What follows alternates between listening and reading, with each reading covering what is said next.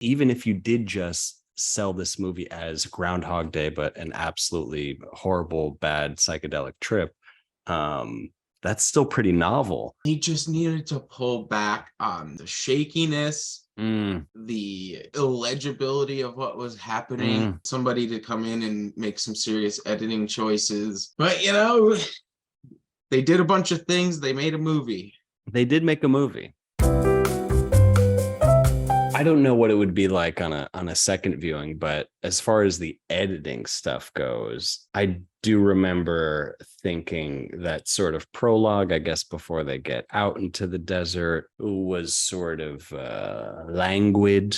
It was a little, it was, but like that's the thing. That's something I bump up against a lot, and I still don't really know where I fall, because on one hand, it's like, all right, you're putting me to sleep a little bit. What is this? All right, we're in an apartment, you're recording a song. What do I care? I really got excited when things started taking off. Me too. And I was like, what? I guess we could just go through it. I was soon the axe guy shows up.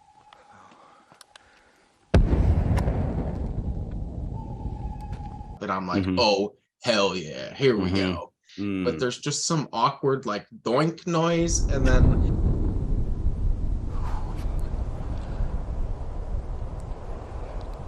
hey,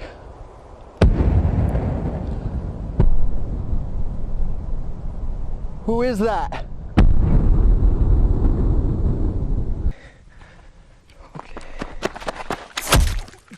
It's very obviously like a downloaded head hit from like YouTube or like freesound.org. And then the creepy part though is you hear the dripping blood, and he goes, my head is raining. What's going on? My head is raining.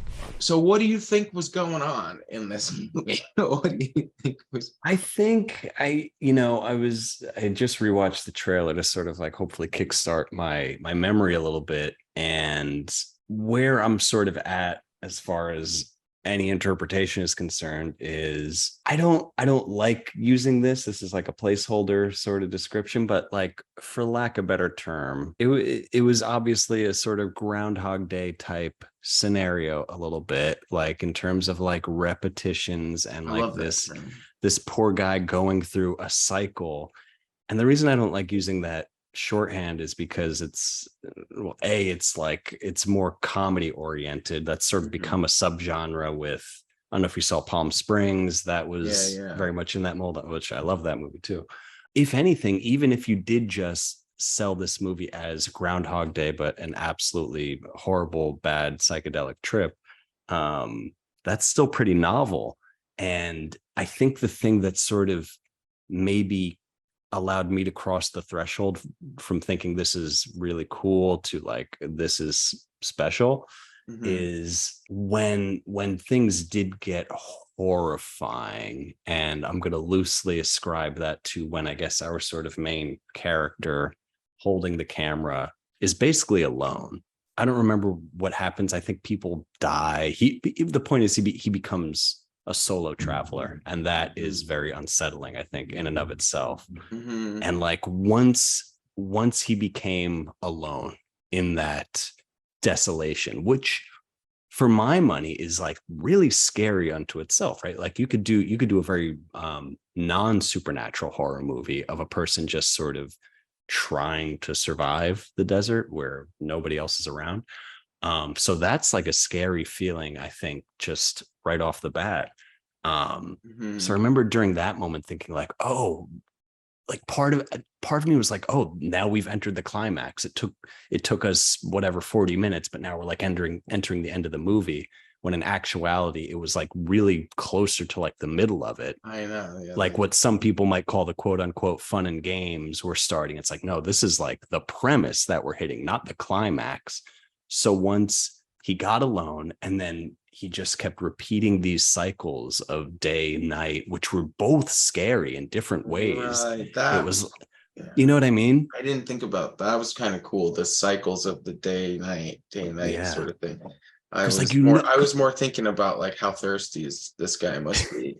Which is fair, but like I'm glad we're talking about that part of it, because that repetition, that pattern, I think part of what was really cool and effective about that was the fact that, like, all right, okay, the sun is up. All right, thank God. But there are also these weird snake monsters around, which is not cool. So I don't feel safe, even though I can see ahead of me a little bit.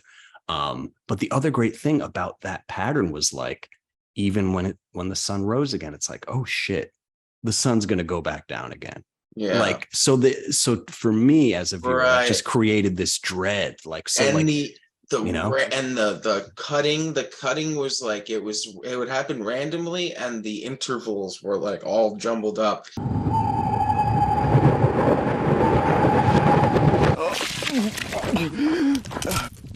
And so it'd be like he was stumbling, and then it would be like a thing runs by, but it's like 5 hours later and the sun's going down, and like it's like it was really jumbly and weird. No, it was cool. Like that's why I was like, dude, just put the camera on like a bit of a stabilizer so like that we don't feel sick. The things about it were so good, you wanted it to be better, but totally, it was really cool. And that's, you don't get, I was like, I hope this gets really weird, and it did, and that's what I'm happy about, because like a lot of, I was thinking while it was going on and it was just lingering, I was like, so many movies set you up that you're like, oh shit, I hope there's like, like weird snakes in the desert or something. and that doesn't really happen. Like when I saw Nope. Did you see Nope yet? Yeah, I really want to see it when again. he's going through the barn with the flashlight because he's like heard something, and you see the alien face come out.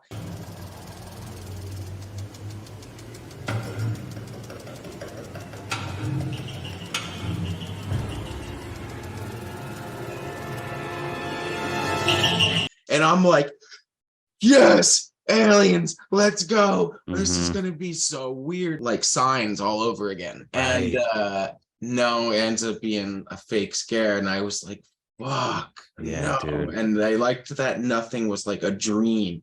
Like he wasn't like, oh, and it's like, what happened? It's like, nothing, no. Dude. And, so it just got weird. And maybe with like I was like, you're not going to just cut your pee off and walk into the sunset, right? You're not going to do that to us. Surely you're going to wrap this up a bit more than that. But no, wrap it up. Spoiler alert. Yeah. The idea was that maybe there's some war going on off in the distance, and these creatures are sort of scurrying away. And that's what I'm sort of gunfire or like shelling. There's like a constant shelling. Yeah, there is, which is really so unsettling. Weird. That there must be a reason for that. Yeah, it seems to be a story about.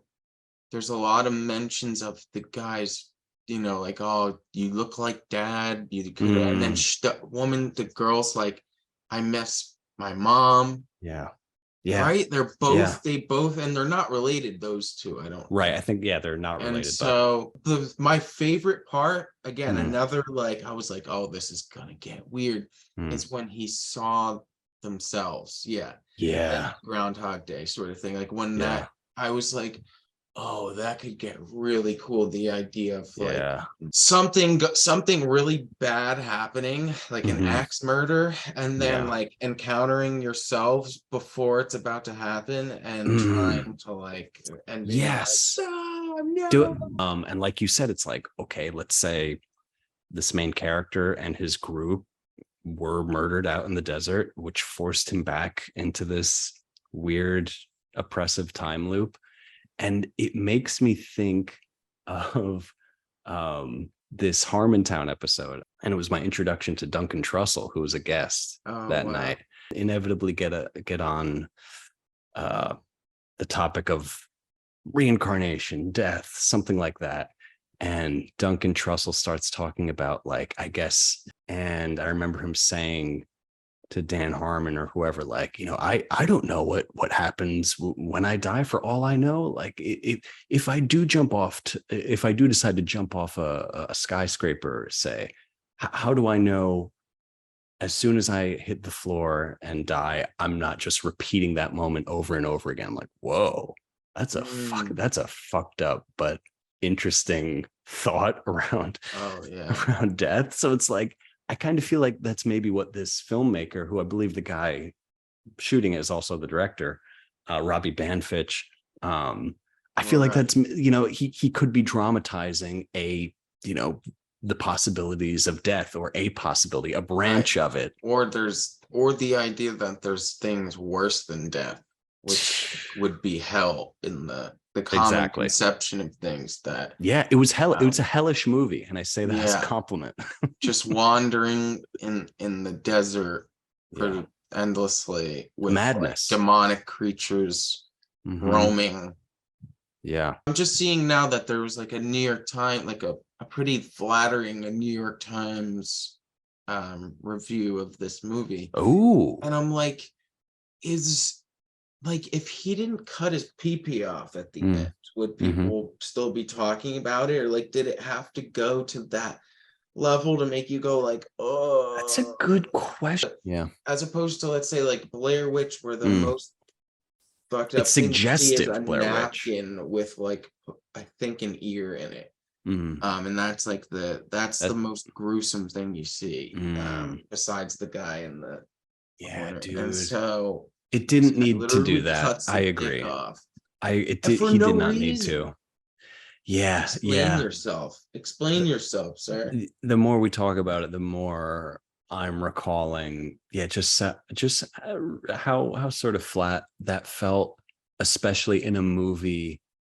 It didn't need it, right? It didn't need it because it was so spiritually frightening for me. So to then like land on a climax essentially that was so visceral and sort of easy, it didn't. Well, one, it wasn't super effective, and nor was it really appropriate, I would say, with what came before. Backed by sound design that expertly combines the naturalistic with the otherworldly. Agree. Yeah, Outwaters builds to a truly disconcerting sequence as Robbie wanders alone, wounded and gibbering. He doesn't know who he is, but the audience might.